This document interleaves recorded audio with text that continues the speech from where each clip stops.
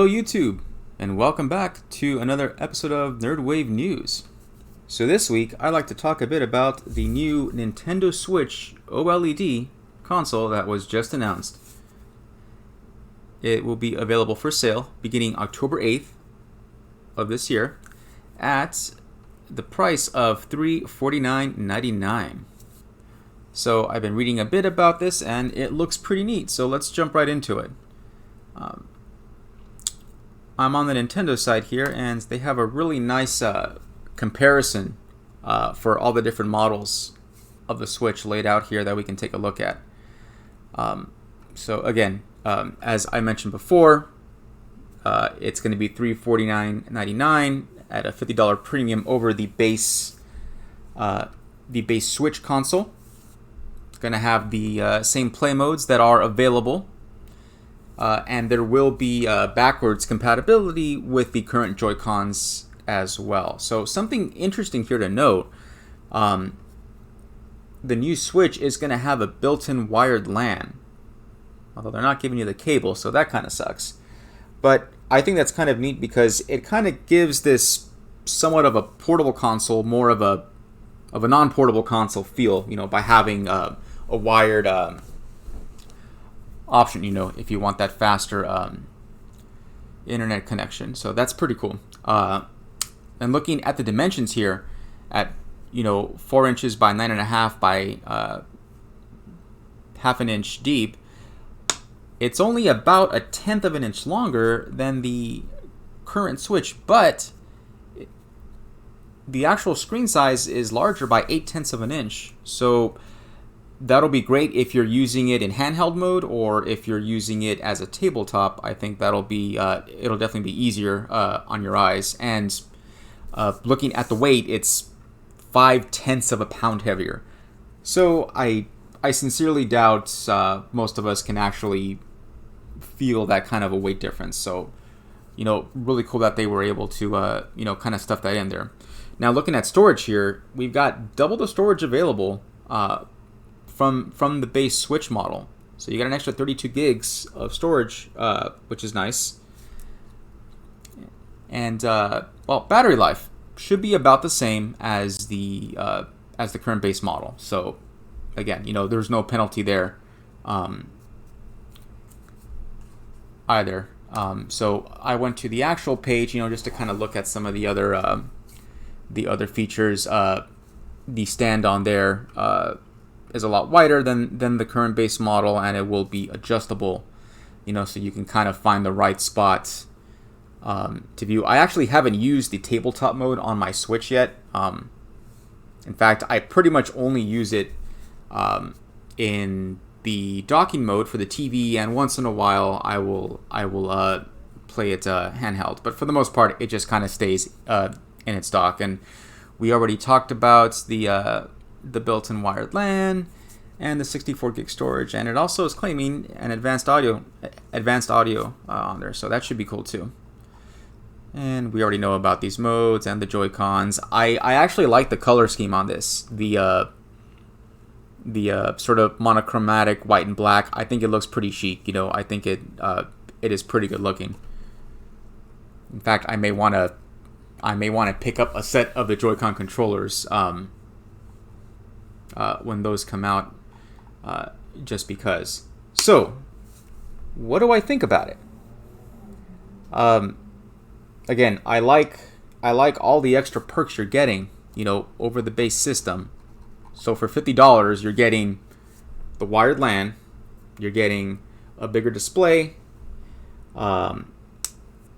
It's not significantly larger or heavier, which is great if you want to use it as a portable system. However, is it worth the upgrade? Now, I already own a base model Switch. And originally, though, I actually had purchased a Switch Lite last year. I purchased it last year, I think it was like March 2020, just before all the lockdowns kind of went into effect here. And so I got lucky because I know there were people looking for Switches and Switch Lites after that, and they couldn't find it. So I bought the turquoise Switch Lite. It was that or gray. I think that was the only other option.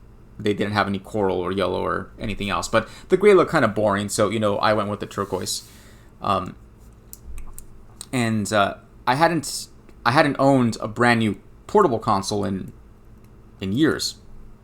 So that's kind of what I was looking for, more than just I guess the versatility of the base model. So I had the base Switch Lite for a while, and it was great. I loved it.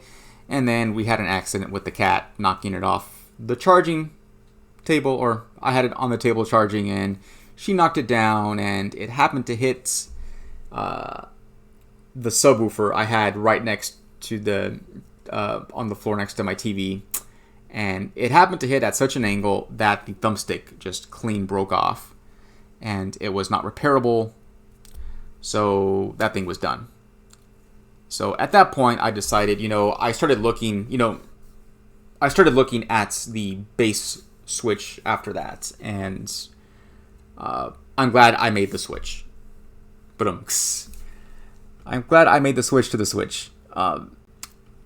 For the extra yes, you are paying a premium of $100 more, but to get a portable console and a handheld console, all in one, based on what you want to use it as, I thought it was well worth the extra dough.